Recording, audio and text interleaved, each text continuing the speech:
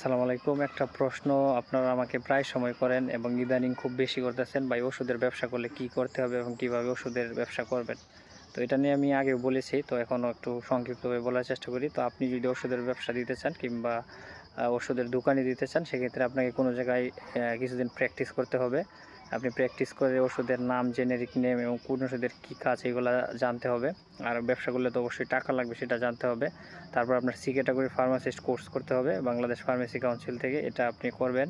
তারপর drug licence নেবেন। Drug licence নেওয়ার পরে কিন্তু আপনি ওষুধের ব্যবসা করতে পারবেন।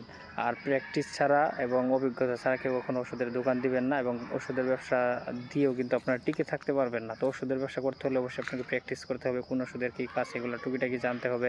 সি ক্যাটাগরির ফার্মাসি সার্টিফিকেট লাগবে, এবং সেই সার্টিফিকেট দিয়ে অ্যাপ্লিকেশন করে তারপর আপনাকে ড্রাগ লাইসেন্স নিতে হবে, এবং ড্রাগ লাইসেন্স নেওয়ার পরে কিন্তু আপনি ওষুধের ব্যবসাটা করতে পারবেন, তাছাড়া করতে পারবেন না। আবার আপনি যদি সি ক্যাটাগরি ফার্মাসিস্ট কোর্স করেন, সেক্ষেত্রে কিন্তু আপনি শুধু ওষুধটা বিক্রি করতে পারবেন প্রেসক্রিপশনের। কেউ যদি প্রেসক্রিপশন ডাক্তার কাছ থেকে করে নিয়ে আসে, সেক্ষেত্রে আপনি ওষুধটা বিক্রি করতে পারবেন। আর আপনি যদি চিকিৎসা দিতে চান, প্রাথমিক চিকিৎসা, সেক্ষেত্রে কিন্তু আপনাকে আরও কোর্স করতে হবে।